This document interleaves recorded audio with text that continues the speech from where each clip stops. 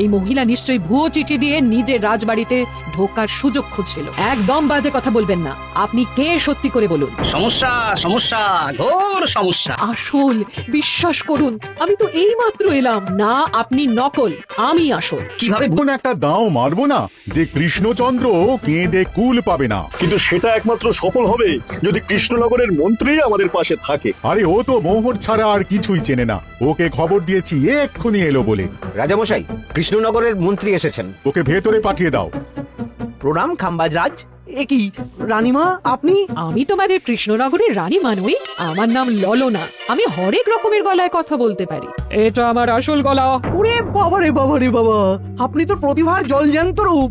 একে আপনি কোথা থেকে পেলেন খাম্বাজ রাজ? বেশ কিছুদিন আগে একটা যাত্রা দেখতে গিয়ে ললনার সাথে পরিচয় হয়। ওর ব্যাপারে সবকিছু জানার পরে আমার মাথায় একটা বুদ্ধি খেলে যায়। তাই আপনি আমাকে ডেকে পাঠিয়েছেন, তাই তো? একদম তাই। আমার একটা পরিকল্পনা আছে। ছলে বলে কৌশলে ওই কৃষ্ণনগরের আসল রানীকে কিছুদিনের জন্য বাইরে পাঠাতে হবে। আর সেই সুযোগে সেসব দায়িত্ব আমার ওপরে ছেড়ে দিন। আমি নিজের দায়িত্ব নিয়ে ললনাকে কৃষ্ণনগরের রানীর সমস্ত আদব কায়দা শিখিয়ে দিয়েছি। এখন শুধু আমি বাকি ব্যাপার নিয়ন্ত্রণ করব। এখন মহারাজ বাৎসরিক হিসেব নিয়ে ব্যস্ত, তাই রানীমা চলে যাবেন আর তার বদলে ঢুকবে ললনা দেবী। তাহলে আর দেরি কেন? আজ রাতেই বেরিয়ে পড়ো। আর যদি আমার পরিকল্পনা অনুযায়ী এগোতে পারো তাহলে কিছুদিন পরে তুমি হয়ে উঠবে কৃষ্ণনগরের রাজা। আমার কত দিনের আশা। চলুন তাহলে। হ্যাঁ চলুন। রাজবাড়ির বাকি ব্যাপার যেতে যেতে বুঝিয়ে দেব। রানীমা কিভাবে কথা বলেন, কাকে কি বলে ডাকেন, রাজবাড়ির কোথায় কি আছে সব।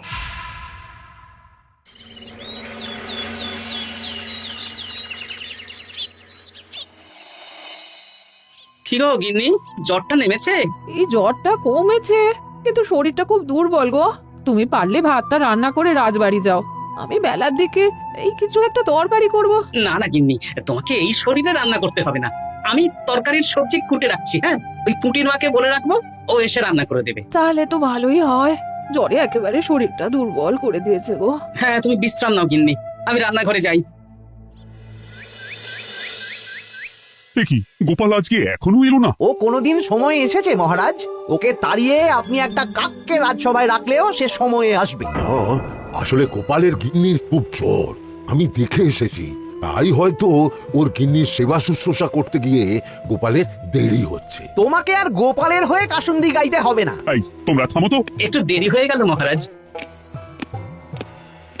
আসলে গিন্নির খুব জ্বর, তাই কিছুটা রান্না করে এলাম। আচ্ছা আচ্ছা আচ্ছা, তা এখন তোমার গিন্নির শরীর কেমন আছে? আগের থেকে ভালো আছে মহারাজ।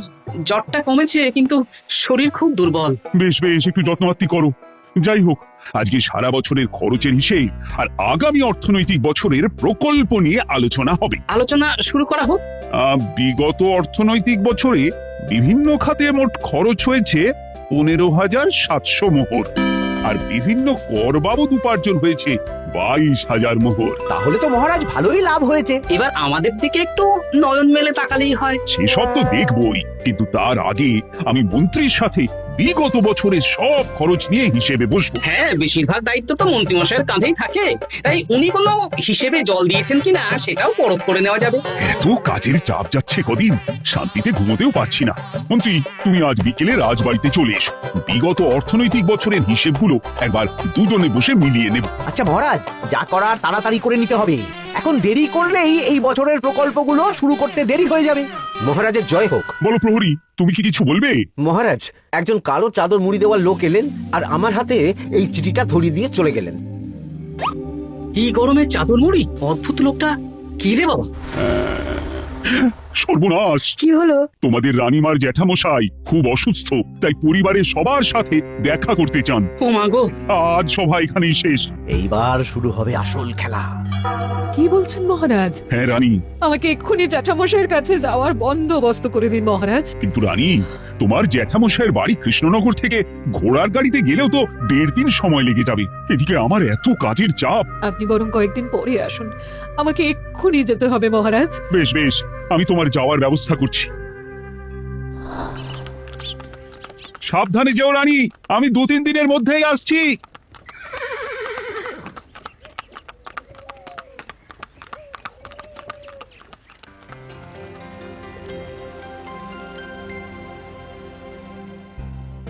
মন্ত্রী, বিগত অর্থনৈতিক বছরে আমাদের পাঠশালার উন্নতির জন্য কত খরচ করা হয়েছিল একটু দেখো তো। সব মিলিয়ে মোট 150 মোহর মহারাজ। কিন্তু আমার এখানে তো 170 মোহর দেখাচ্ছে। 170 মোহর? তা কি করে হয়?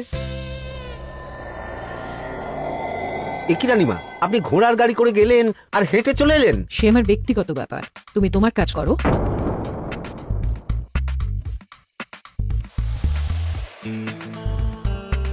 এ কি রানী, তুমি চলে এলে? আমার শরীরটা খুব একটা ভালো লাগছে না মহারাজ, পেটটা কামড়াচ্ছে, তাই সহিসকে বললাম ঘোড়ার গাড়ি নিয়ে জ্যাঠামশাইকে দেখে আসতে, আর আমি বাড়ি চলে এলাম। ও সহিস এসে খবর দেবে, তারপর আমি আর আপনি দুজনে একসাথে যাব। বেশ বেশ, ঠিক আছে রানী, তুমি বিশ্রাম নাও। বিশ্রাম না, আমি একটু স্নান ঘরে যাব, পেটটা কেমন মোচড় দিচ্ছে। মহারাজ কিছুই বুঝতে পারেনি, মজা জমবে।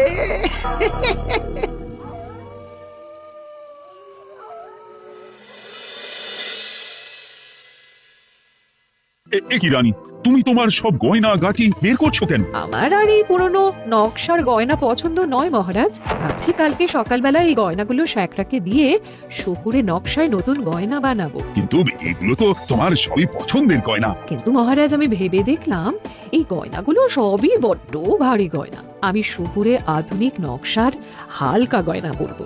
এমনিতে জ্যাঠামশাইয়ের শরীরটা ভালো নেই, মনটাও ভালো নেই, ও পেটটা কেমন মোচড় দিচ্ছে, আমি আরেকবার স্নান ঘরে যাব।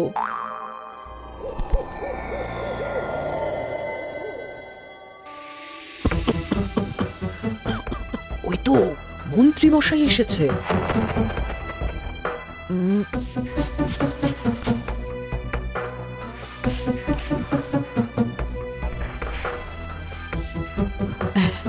এই রাজ্যে গোপাল আমার শত্রু, কালকে থেকে গোপালকে খাটাবে।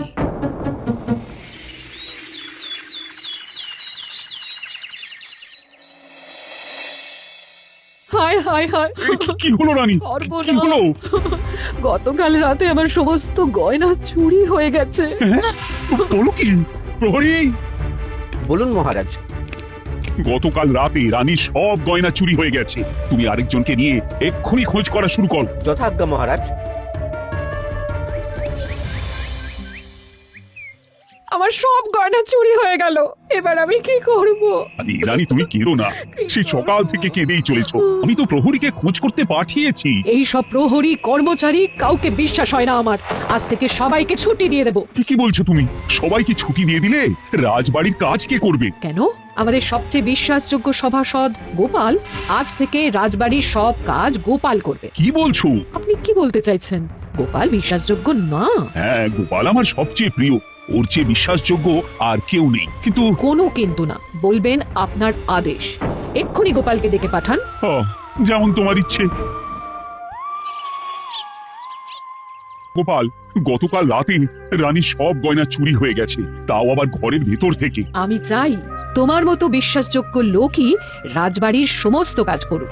মানেটা ঠিক বুঝতে পারলাম না রানীমা। মানে আমি রাজবাড়ির বেশিরভাগ কর্মচারী